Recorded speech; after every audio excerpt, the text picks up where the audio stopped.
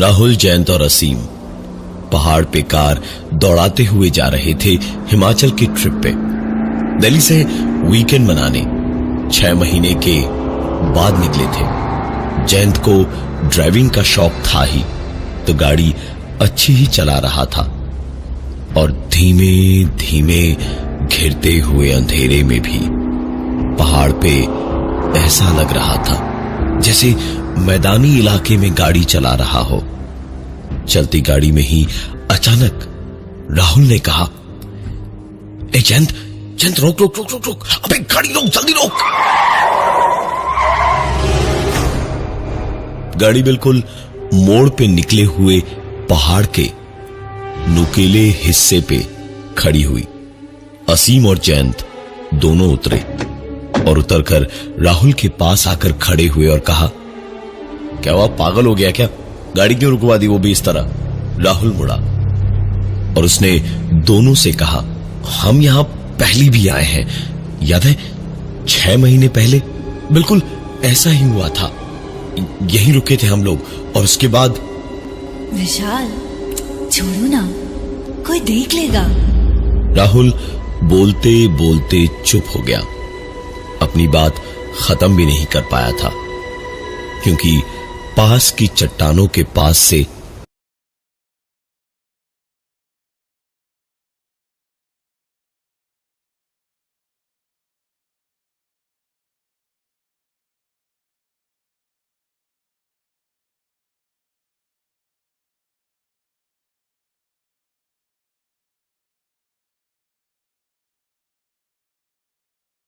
एक खबर प्यार में डूबे थे और लड़की बस एक ही बात कही जा रही थी, छोड़ो ना विशाल, क्या कर रहे हो, कोई देख लेगा।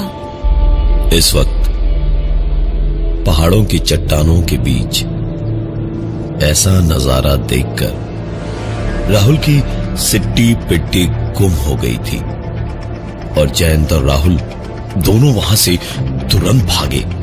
कार स्टार्ट की और जयंत ने गाड़ी को हवाई जहाज बनाकर दौड़ा दिया। गाड़ी करीबन 4 किलोमीटर आगे पहुंच के लोड नहीं ले पाई और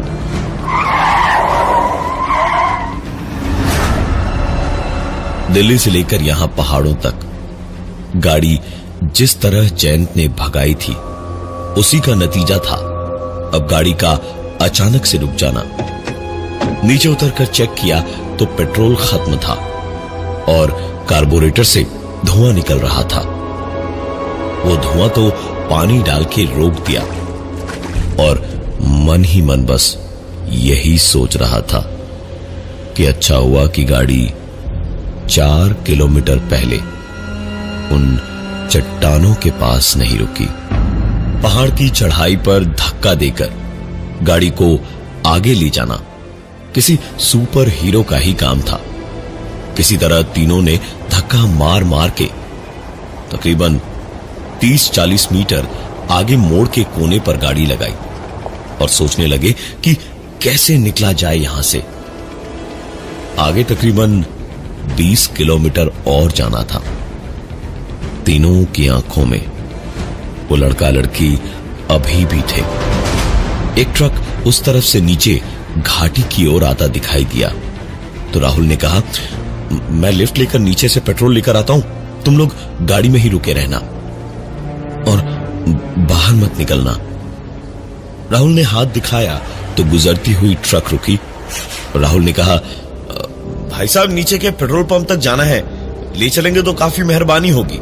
ट्रक वाले ने इशारे से उसे बुलाकर बैठा लिया और गाड़ी आगे बढ़ा दी। ट्रक में अमूमन ड्राइवर और एक हेल्पर होता ही है, लेकिन इस ट्रक में ड्राइवर था और उसकी बीवी ही उसकी हेल्पर थी। ड्राइवर ट्रक चला रहा था, बीवी उसके बगल में बैठी थी और किनारे कोने में राहुल बैठा था। वापस 4 किलोमीटर जाते जाते ही ट्रक वाला और उसकी बीवी जरा करीब होने लगे तो राहुल ने दूसरी तरफ नजर घुमा ली, लेकिन ज्यादा देर नहीं घुमाए रख सकता था वो अपनी नजर, क्योंकि ट्रक वाले की बीवी खुद को उससे छुड़ाते हुए बोली, छोड़ो ना विशाल, क्या कर रहे हो? कोई देख लेगा। राहुल उधर घूम कर देखा। इससे पहले ही ट्रक वाले ने कहा, अरे इन्हें कौन सा वीडियो बनाते वक्त शर्म आई थी जो मुझे अब आएगी। राहुल ने इतना सुना और उसके बाद चलती हुई ट्रक से नीचे कूद गया। राहुल तेज चलती ट्रक से इतनी बुरी तरह से गिरा था कि घुटनों में बहुत बुरी चोटें आई थी। उठने गया तो कराह निकल गई।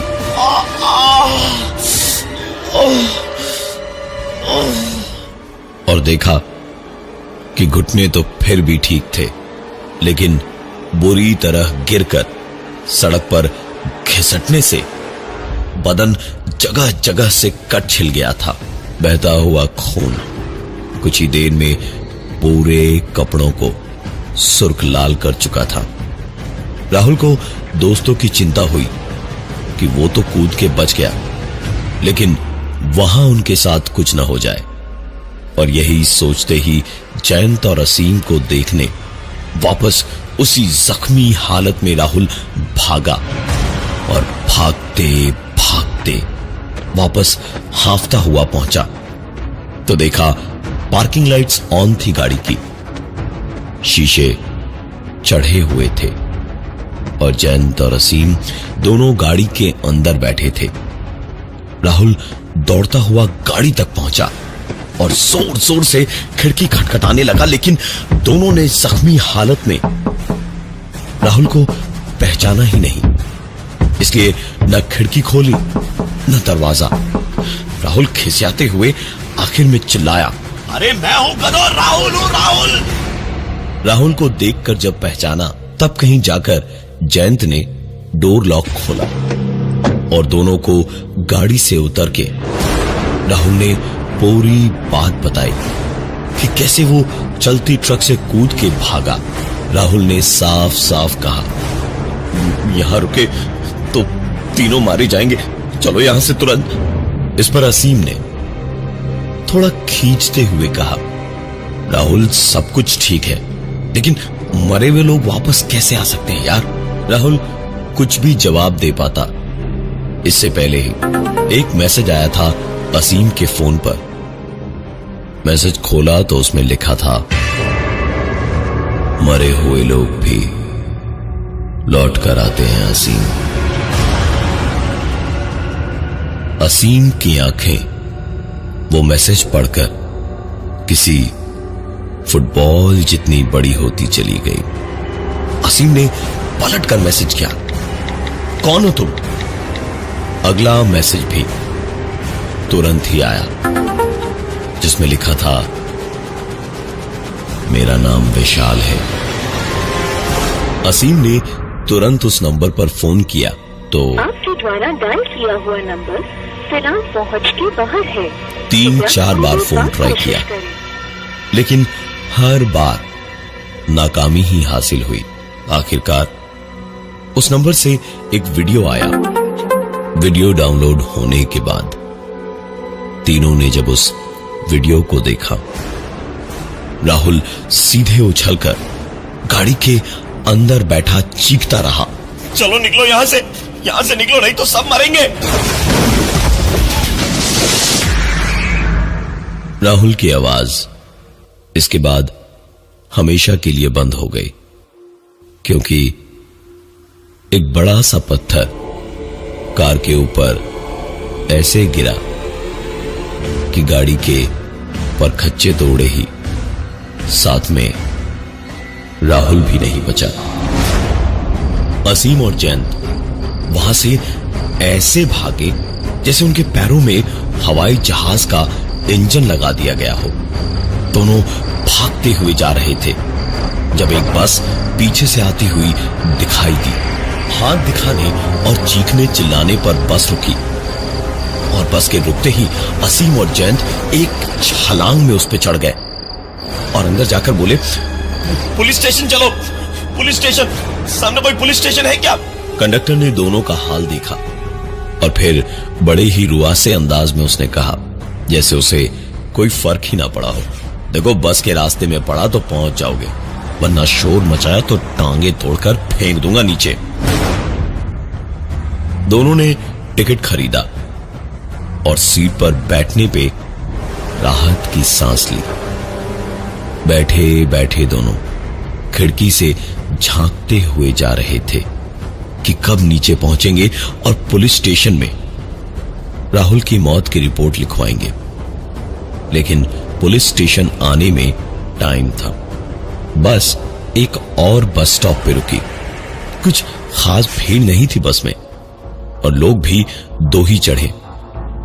ऐसी ठंड में सभी की तरह वो भी शॉल ओढ़े हुए चढ़े और आकर असीम और जयंत के ठीक पीछे वाली सीट पर बैठ गए।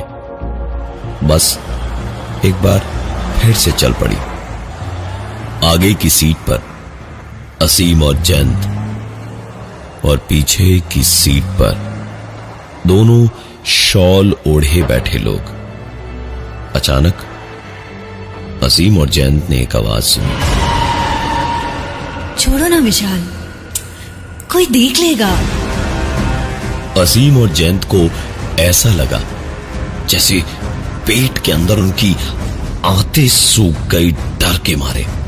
दोनों पीछे पलट के देखने ही वाले थे कि कौन है वो दोनों, जब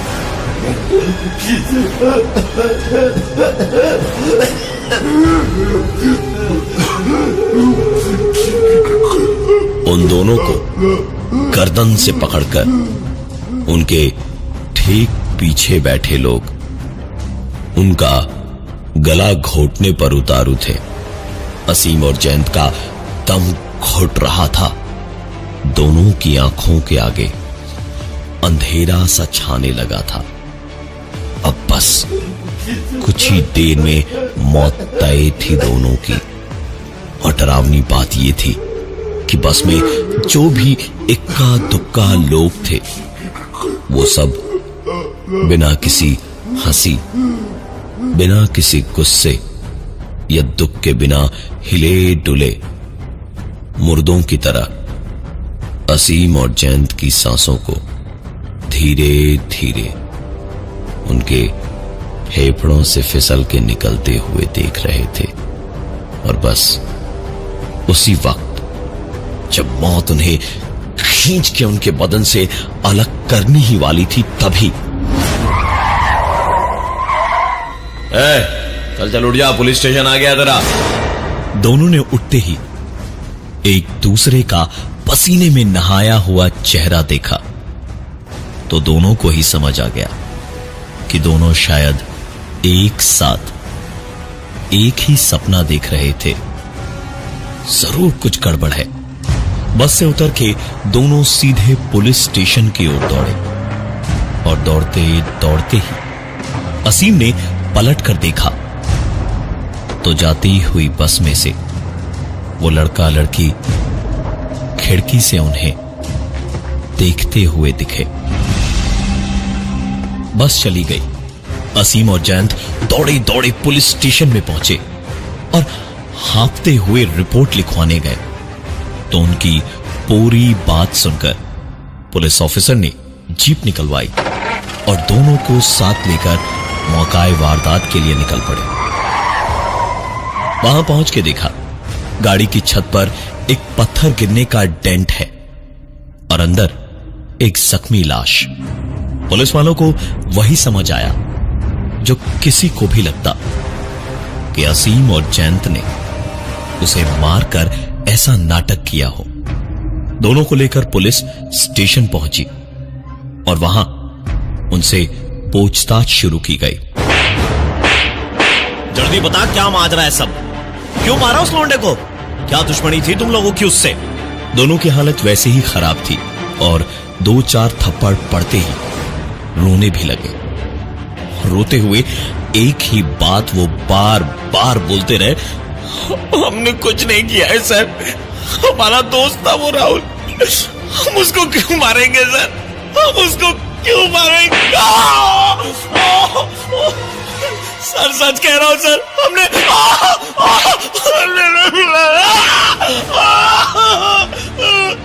एक ही बात बार बार कहते रहने से पुलिस वालों का गुस्सा बढ़ता गया और साथ बढ़ती हुई मार भी। इसी बीच रोते रोते ही अचानक असीम की आवाज बदली और उसने कहा, हमने कुछ नहीं किया सर, राहुल को हमने नहीं मारा है सर, राहुल को हमने नहीं मारा है, लेकिन 6 महीने पहले हम तीनों ने एक वीडियो बनाया था जिसकी वजह से 2 लोगों ने सुसाइड किया था। इंस्पेक्टर साहब, 2 लोगों ने सुसाइड किया था। 6 महीने पहले ये तीनों ऐसी ही एक वीकेंड ट्रिप पर यहां आए थे। उसी जगह उन्हीं चट्टानों के बीच वो लड़का लड़की पहली बार दिखे थे। हनीमून पर आया एक कपल था, विशाल और मोना।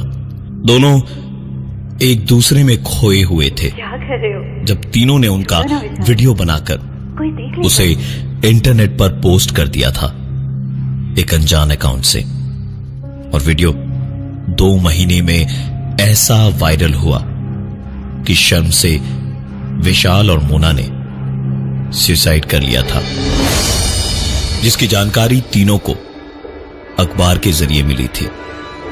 राहुल को तो अपनी करनी की सजा मिल गई, और भले ही पोस्टमार्टम के बाद पता चला कि राहुल हार्ट फेल होने से मारा गया था, लेकिन फिर भी केस कुछ ऐसा बना कि असीम और जयंत को जेल हुई, जहां पे बाद में उन दोनों को पागल करार देकर पागल खाने ट्रांसफर कर दिया गया।